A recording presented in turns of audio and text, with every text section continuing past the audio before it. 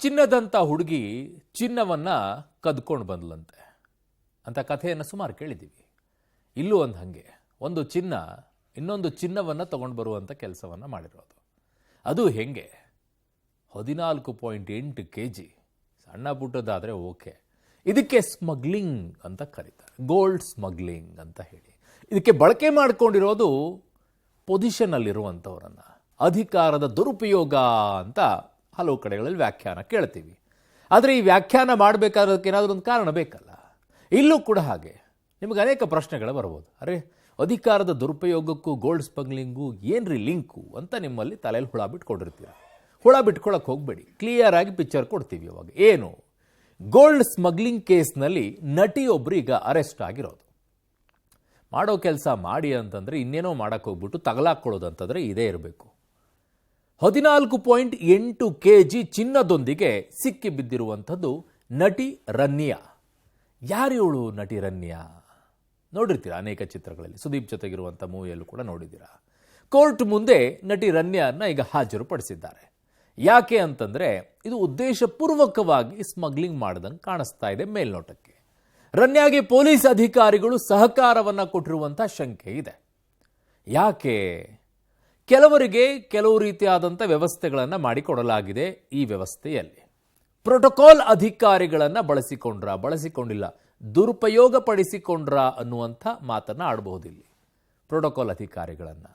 ಯಾಕೆ ಅಂತಂದರೆ ಈ ಪ್ರೋಟೋಕಾಲ್ ಅಧಿಕಾರಿಗಳ ಕೆಲಸ ಬೇರೆ ಇರುತ್ತೆ. ನಮಗೇನು ಗೊತ್ತಿಲ್ಲ ಅಂತ ಪೊಲೀಸರು ಹೇಳ್ತಾ ಇದ್ದಾರೆ. ಗೊತ್ತಿರಬೇಕಾಗಿನೂ ಇಲ್ಲ ಅವರಿಗೆ. ಯಾಕೆ ಅಂತಂದರೆ ಹೋಗಿ ಪ್ರೋಟೋಕಾಲ್ ಪ್ರಕಾರ ಅವ್ರನ್ನ ಕರ್ಕೊಂಡು ಬನ್ನಿ ಅಂತ ಹೇಳಿ ಕಳಿಸ್ಕೊಟ್ಟಿರ್ತಾರೆ. ಯಾರು ಕಳಿಸಿದ್ದಾರೆ ಅನ್ನೋದು ಬಹಳ ಇಂಪಾರ್ಟೆಂಟ್ ಆಗುತ್ತೆ. ಅದು ನಟಿ ಜೊತೆಗೆ ಏನು ಲಿಂಕ್ ಅನ್ನುವಂಥದ್ದು ಬಹಳ ಇಂಪಾರ್ಟೆಂಟ್ ಆಗುತ್ತೆ. ಮಗಳು ಮಾಡಿದ ತಪ್ಪಿಗೆ ಹೀಗೆ ತಂದೆಗೆ ಸಂಕಷ್ಟ ಅಂತಿದ್ದಾರೆ. ತಂದೆಗೆ ಗೊತ್ತಿದ್ದು ಮಾಡಿದ್ರು ಅಥವಾ ಗೊತ್ತಿಲ್ಲದೇನೆ ಮಾಡಿದಾರಾ? IPS ಅಧಿಕಾರಿ ರಾಮಚಂದ್ರ ರಾವ್ ವಿಚಾರಣೆ ಸಾಧ್ಯತೆ ಅಂತಿದ್ದಾರೆ. ಯಾಕೆ ಅಂತಂದರೆ ಪ್ರೋಟೋಕಾಲ್ ಅಧಿಕಾರಿಗಳ ಕೆಲಸ ಇರುತ್ತೆ. ಯಾರಾದರೂ VVIP ಯಾರಾದರೂ ಹೋಗೋರಾಗಿದ್ದಿದ್ರೆ ಅವ್ರಿಗಿಂತ ಮುಂಚಿತವಾಗಿಯೇ ಅಲ್ಲಿ ಬೋರ್ಡಿಂಗ್ ಪಾಸ್ ಅಂತ ಇರುತ್ತೆ. ಆ ಬೋರ್ಡಿಂಗ್ ಪಾಸನ್ನು ಅವ್ರು ತೊಗೊಂಡಿಟ್ಕೊಂಡಿರ್ತಾರೆ. ನೀವು ಡೈರೆಕ್ಟಾಗಿ ಹೋಗ್ಬಿಡ್ಬೋದು ಮೇಲ್ಗಡೆ ಫ್ಲೈಟ್ ಕಡೆಗೆ. ಅಲ್ಲಿ ಕಾಯ್ಕೊಂಡು ಬೋರ್ಡಿಂಗ್ ಪಾಸನ್ನು ತಗೋಬೇಕು ಅನ್ನುವಂಥ ಟೆನ್ಷನ್ ಇರೋದಿಲ್ಲ. ಅದನ್ನು ಪ್ರೋಟೋಕಾಲ್ ಅಧಿಕಾರಿಗಳಿರ್ತಾರೆ, ಎಲ್ಲರಿಗೂ ಅವಕಾಶ ಇರೋದಿಲ್ಲ. ಅದು DRI ಅಧಿಕಾರಿಗಳಿಂದ ವಿಚಾರಣೆ ಸಾಧ್ಯತೆ ಇದೆ. ಈ ಪ್ರೋಟೋಕಾಲ್ ಅಧಿಕಾರಿಗಳು ಇನ್ನೂ ಒಂದು ಹಂತಕ್ಕೆ ಹೋದಾಗ ಡೈರೆಕ್ಟಾಗಿ ನೀವು ಫ್ಲೈಟಿಂದ ಇಳಿದಂಥ ಸಂದರ್ಭದಲ್ಲಿ ನಿಮ್ಮ ವೆಹಿಕಲ್ ಮೂಲಕವಾಗಿ ಆಚೆ ಕರ್ಕೊಳ್ತಾರೆ. VVIPಗಳಿದ್ದಾಗ ಅದರ ದುರುಪಯೋಗನ ಇಲ್ಲಿ ಪಡಿಸ್ಕೊಂಡಂಗೆ ಕಾಣಿಸ್ತಾ ಇದೆ. ಹೇಗೆ? ವರದಿ ಇದೆ ನೋಡ್ಕೊಂಡು. IPS ಅಧಿಕಾರಿ ಪುತ್ರಿ ನಟಿ ರನ್ಯಾ ಬಂಧನ. ಕೆಜಿ ಚಿನ್ನದ ಜೊತೆಗೆ ಸಿಕ್ಕಿಬಿದ್ದ ನಟಿ ರನ್ಯಾ. ಎಸ್, ರನ್ಯಾ ರಾವ್ ಸ್ಯಾಂಡಲ್ವುಡ್ನಲ್ಲಿ ಮಾಡಿದ್ದು 3 ಚಿತ್ರ, ಅದು ಕೂಡ ಸ್ಟಾರ್ ನಟರ ಜೊತೆಯಲ್ಲಿ. ಸ್ಯಾಂಡಲ್ವುಡ್ನ ಬಾದ್ಶಾ ಸುದೀಪ್, ಗೋಲ್ಡನ್ ಸ್ಟಾರ್ ಗಣೇಶ್ ಜೊತೆಗೆ ಆಕ್ಟಿಂಗ್ ಮಾಡಿದ್ಲು. ರನ್ಯಾ ನಟನೆಯ ಚಿತ್ರಗಳು ಹಿಟ್ ಆಗಲಿಲ್ಲ. ಜಿತೇಶ್ ಹೊಕೇರಿ ಎಂಬುವರ ಜೊತೆ 3ನೇ ಮದುವೆ ಆಗಿದ್ಲು. ಆದರೆ ದಿನ ಕಳೆದ ಹಾಗೆ ಚಿನ್ನದ ಸ್ಮಗ್ಲಿಂಗ್ನಲ್ಲಿ ನಟಿ ಕೈ ಹಾಕಿದ್ದಾರೆ ಅನ್ನೋದು ಗೊತ್ತಾಗಿದೆ. ಬಿಸ್ನೆಸ್ ಪರ್ಪಸ್ ಅಂತ ದುಬೈಗೆ ತೆರಳುತ್ತಾ ಇದ್ದ ರನ್ಯಾ ಪ್ರತಿ ಬಾರಿಯೂ ಚಿನ್ನಾಭರಣ ತಂದಿದ್ದಾಳೆ. ಇದು 4ನೇ ಬಾರಿ ಚಿನ್ನಾಭರಣ ತಂದಿರೋದು ಅಂತ ಗೊತ್ತಾಗಿ ದೆಹಲಿಯಲ್ಲಿ ಅಧಿಕಾರಿಗಳು ಬೆಂಗಳೂರಿನ ಅಧಿಕಾರಿಗಳಿಗೆ ಮಾಹಿತಿ ಕೊಟ್ಟಿದ್ದಾರೆ. ನಿನ್ನೆ ರಾತ್ರಿ 8 ಗಂಟೆಯಲ್ಲಿ ರನ್ಯಾ ವಶಕ್ಕೆ ಪಡೆದು ವಿಚಾರಣೆ ನಡೆಸಿದ ಬಳಿಕ ಬಂಧಿಸಿದ್ದಾರೆ. ಪ್ರೋಟೋಕಾಲ್ ಪೊಲೀಸರ ಮೂಲಕ ಬಚಾವ್ ಯತ್ನ. 2 ಪೊಲೀಸರನ್ನ ವಶಕ್ಕೆ ಪಡೆದು ವಿಚಾರಣೆ. ರನ್ಯಾ ಕೇವಲ ಚಲನಚಿತ್ರ ನಟಿ ಮಾತ್ರ ಅಲ್ಲ, ಹಿರಿಯ IPS ಅಧಿಕಾರಿಯ ಮಲಮಗಳು. ನಿನ್ನೆ ರಾತ್ರಿಯೂ ಕೂಡ ರನ್ಯಾ ಪ್ರೋಟೋಕಾಲ್ ಪೊಲೀಸರನ್ನ ಬಳಸಿ ಹೊರಗಡೆ ಬರೋಕೆ ಪ್ರಯತ್ನಿಸಿದ್ದಾಳೆ. ಹೀಗಾಗಿ ಪ್ರೋಟೋಕಾಲ್ನ 2 ಪೊಲೀಸರನ್ನ ವಶಕ್ಕೆ ಪಡೆದು ವಿಚಾರಣೆ ನಡೆಸ್ತಾ ಇದ್ದಾರೆ. IPS ಅಧಿಕಾರಿಗೆ ಸಂಕಷ್ಟ. ರನ್ಯಾ ತಂದೆಯ ವಿಚಾರಣೆ ಸಾಧ್ಯತೆ.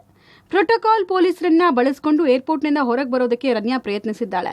ಯಾವಾಗ DRI ಅಧಿಕಾರಿಗಳು ವಶಕ್ಕೆ ಪಡೆದು ವಿಚಾರಣೆ ನಡೆಸಿದಾಗ IPS ಅಧಿಕಾರಿ ಮಗಳನ್ನ ಪಿಕಪ್ ಮಾಡಿಕೊಂಡು ಬರೋದಕ್ಕೆ ಹೇಳಿದ್ರು.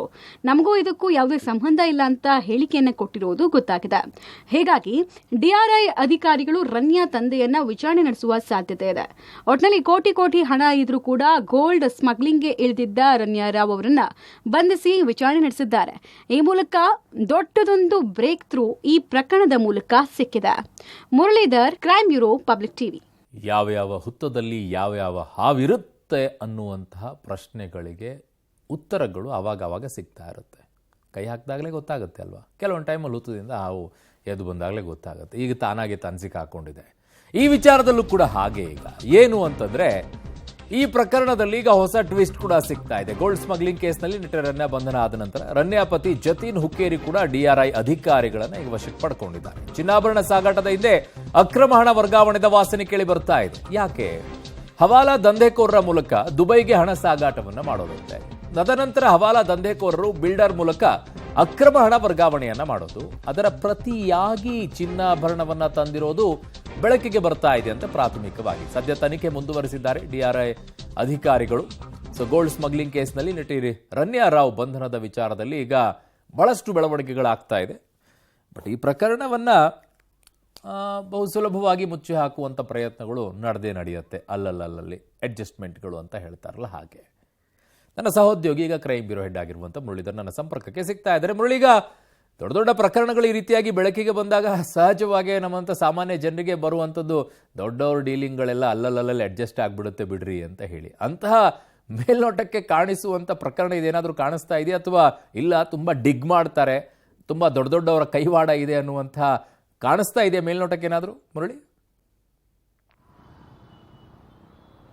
ಖಂಡಿತ ಅರುಣ, ಯಾಕೆಂದರೆ ಸಾಮಾನ್ಯವಾಗಿ ಈ ರೀತಿಯ ಪ್ರಶ್ನೆಗಳು ಎದ್ದೇಳಂಥ ಸಾಧ್ಯತೆಗಳೇ ತೀರಾ ಹೆಚ್ಚು. ಯಾಕೆಂದರೆ ಈ ರೀತಿಯಲ್ಲಿ ದೊಡ್ಡ ದೊಡ್ಡ ಪ್ರಕರಣಗಳು ಸಾಕಷ್ಟು ಬಾರಿ ಒಳಗಡೆನೆ ಹುದುಗೋಗುವಂಥ ಸಾಧ್ಯತೆಗಳೇ ಹೆಚ್ಚಾಗಿರ್ತವೆ. ಸಾಕಷ್ಟು ಪ್ರಕರಣಗಳನ್ನು ಕೂಡ ನಾವು ಈ ಹಿಂದೆ ನೋಡಿದ್ದೀವಿ, ಮುಂದೆನೂ ಕೂಡ ಬಹುತೇಕ ನೋಡ್ತೀವಿ. ಯಾಕೆಂದರೆ ಸಾಕಷ್ಟು ಪ್ರಕರಣಗಳು ಕೂಡ ಉದಾಹರಣೆಯಾಗಿ ನಮ್ಮ ಮುಂದೆ ಉಳ್ಕೊಂಡಿರೋಂಥದ್ದು. ಆದರೆ ಈ ಪ್ರಕರಣ ಏನಿದೆ, ಈ ಪ್ರಕರಣಕ್ಕೆ ಸಂಬಂಧಪಟ್ಟಂತೆ ಸಾಕಷ್ಟು ದಿನಗಳಿಂದ ಈ ಕಾರ್ಯಾಚರಣೆಯನ್ನು DRI ಅಧಿಕಾರಿಗಳು ಮಾಡ್ತಾ ಇದ್ರು. ಕಾರ್ಯಾಚರಣೆಯನ್ನು DRI ಅಧಿಕಾರಿಗಳು ಮಾಡ್ತಾ ಇದ್ದ ಹಿನ್ನೆಲೆಯಲ್ಲಿ ನಿನ್ನೆ ರಾತ್ರಿ ಸರಿಸುಮಾರು 8:39 ಗಂಟೆ ಸಂದರ್ಭ ರನ್ಯಾ ಮತ್ತು ಆಕೆಯ ಪತಿ ಜತಿನ್ ಹುಕ್ಕೇರಿ ಅಂತೇಳಿ ಇಬ್ಬರನ್ನು ಕೂಡ ತಮ್ಮ ವಶಕ್ಕೆ ಪಡ್ಕೊಂಡಿದ್ದಾರೆ. ವಶಕ್ಕೆ ಪಡ್ಕೊಂಡು ವಿಚಾರಣೆಯನ್ನ ಮಾಡ್ತಾ ಇರೋಂಥದ್ದು. ಈಗಾಗಲೇ ರನ್ಯಾ ರಾವ್ ಏನಿದ್ದಾರೆ, ರನ್ಯಾ ರಾವ್ ಅವ್ರನ್ನ ಈಗಾಗಲೇ ಬಂಧನಕ್ಕೊಳಪಡಿಸಿದ್ದಾರೆ. ಬಹುತೇಕ ಇನ್ನೇನು ಕೆಲವೇ ಹೊತ್ತುಗಳಲ್ಲಿ ಅವರನ್ನ ನ್ಯಾಯಾಲಯದ ಮುಂದೆ ಹಾಜರು ಕೂಡ ಪಡಿಸುವಂತ ಸಾಧ್ಯತೆಗಳಿದ್ದಾವೆ. ಅವರನ್ನ ವಶಕ್ಕೆ ಪಡ್ಕೊಳ್ಳುವಂತ ಸಾಧ್ಯತೆಗಳು ಕೂಡ ಇರುವಂಥದ್ದು. ಅರುಣ್, ಪ್ರಮುಖವಾಗಿ ಈ ರೀತಿಯಲ್ಲಿ ದುಬೈಯಿಂದ ಏನು ಕೋಟ್ಯಾಂತರ ರೂಪಾಯಿ ಮೌಲ್ಯದ ಕೆಜಿ ಕಟ್ಲೆ ಚಿನ್ನವನ್ನ ತರ್ತಾರೆ ಅಂತ ಅಂದ್ರೆ ಅದರ ಹಿಂದೆ ದೊಡ್ಡ ಅಕ್ರಮ ಭಾಗಿಯಾಗಿದ್ದಾರೆ, ಅಕ್ರಮದ ಕೂಟ ಇದೆ ಅನ್ನೋದು ಸ್ಪಷ್ಟವಾಗಿ ಗೊತ್ತಾಗುವಂಥದ್ದು. ಆ ಹಿನ್ನೆಲೆಯಲ್ಲಿ ಇಷ್ಟೆಲ್ಲ ಚಿನ್ನಾಭರಣಗಳು ಈಸಿಯಾಗಿ ಭಾರತ ದೇಶಕ್ಕೆ, ಅದರಲ್ಲೂ ಕೂಡ ಬೆಂಗಳೂರಿಗೆ ಬರ್ತಾ ಇದೆ ಅಂತ ಸಂದರ್ಭದಲ್ಲಿ ಇಲ್ಲಿಂದ ಹವಾಲಾ ಹಣವನ್ನ ಅಲ್ಲಿಗೆ ಟ್ರಾನ್ಸಾಕ್ಟ್ ಅನ್ನ ಮಾಡಿದ್ದಾರೆ ಅನ್ನೋದ್ರ ಬಗ್ಗೆ ಈಗ ಮಾಹಿತಿಗಳು ಸಿಗ್ತಾ ಇದೆ. ಯಾಕೆಂದ್ರೆ DRI ಅಧಿಕಾರಿಗಳು ಇದ್ರ ಬಗ್ಗೆ ಸಂಪೂರ್ಣವಾಗಿ ಕೂಲಂಕುಷವಾಗಿ ತನಿಖೆಯನ್ನ ಮಾಡ್ತಾ ಇದ್ದಾರೆ. ಜೊತೆಗೆ ಇಡಿ ಅಧಿಕಾರಿಗಳ ಸಹಾಯವನ್ನು ಕೂಡ ಪಡ್ಕೊಳ್ಳುವಂತ ಸಾಧ್ಯತೆಗಳು ಸದ್ಯಕ್ಕೆ ಕಾಣ್ತಾ ಇದೆ. ಯಾಕೆಂದ್ರೆ ಅಕ್ರಮ ಹಣದ ವರ್ಗಾವಣೆ ಏನಿತ್ತು ಅದು ಏನಾದರೂ ರೂಲ್ಡ್ ಔಟ್ ಆದರೆ, ಅದರ ಬಗ್ಗೆ ಮಾಹಿತಿಗಳು ಸಂಪೂರ್ಣವಾಗಿ ಗೊತ್ತಾದರೆ ಇಡಿ ಅಧಿಕಾರಿಗಳಿಗೆ ಈ ಪ್ರಕರಣವನ್ನು ವರ್ಗಾಯಿಸುವಂತ ಸಾಧ್ಯತೆ ಕೂಡ ಇರುವಂಥದ್ದು. ಜೊತೆಗೆ ಇನ್ನೊಂದು ಪ್ರಮುಖವಾಗಿ ಅರುಣ್ ಇಲ್ಲಿ ಗಮನಿಸಬೇಕಾದಂಥದ್ದು, ಈ ರೀತಿಯ 14 kg 15 kg 20 kg ಅಷ್ಟು ಚಿನ್ನವನ್ನ ತರ್ತಾರೆ ಬೆಂಗಳೂರಿಗೆ ಅಂತ ಅಂದ್ರೆ ಅದರ ಹಿಂದೆ ಸಾಕಷ್ಟು ಜನರ ಕೈವಾಡ ಇದ್ದೇ ಇರುತ್ತೆ. ಯಾಕೆಂದ್ರೆ ಒಂದು ಚಿನ್ನವನ್ನು ತಗೊಂಡು ಬರೋದು, ಅದನ್ನ ಮಾರಾಟವನ್ನ ಮಾಡ್ತಾರೆ ಅಂದ್ರೆ ಕೇವಲ ರನ್ಯಾ ಅಥವಾ ಅತ್ತೆಯ ಪತಿ ಅಥವಾ ಅವರ ಸುತ್ತಮುತ್ತ ಇರೋರಿಗೆ ಸಾಧ್ಯನೇ ಇಲ್ಲ. ಅದರ ಜೊತೆಯಲ್ಲಿ ಸಾಕಷ್ಟು ಜನರ ಭಾಗಿಯಾಗಿದ್ದಾರೆ ಅನ್ನೋದ್ರ ಬಗ್ಗೆ ಮಾಹಿತಿಗಳು ಸಿಗ್ತಾ ಇರುವಂಥದ್ದು. ಸದ್ಯಕ್ಕೆ DRI ಅಧಿಕಾರಿಗಳು ಕೂಡ ಸಾಕಷ್ಟು ಕಡೆಯಲ್ಲಿ ದಾಳಿಯನ್ನು ನಡೆಸಿದ್ದಾರೆ ಅನ್ನೋದ್ರ ಬಗ್ಗೆ ಮಾಹಿತಿಗಳು ಸಿಗ್ತಾ ಇದ್ದಾವೆ. ಮಾಹಿತಿಗಳು ಅಧಿಕೃತವಾಗಿ ಗೊತ್ತಾದರೆ ಇನ್ನೊಂದಷ್ಟು ಮಾಹಿತಿಗಳು ಕೂಡ ಬಹಿರಂಗ ಆಗುವಂಥ ಸಾಧ್ಯತೆಗಳು, ಜೊತೆಗೆ ಇವರ ಜೊತೆಯಲ್ಲಿ ಕೈ ಜೋಡಿಸ್ತಂಥವ್ರು ಯಾರ್ಯಾರು ಅನ್ನೋದ್ರ ಬಗ್ಗೆ ಕೂಡ ಮಾಹಿತಿ ಬಹಿರಂಗ ಆಗುವಂಥದ್ದು. ಅರುಣ್.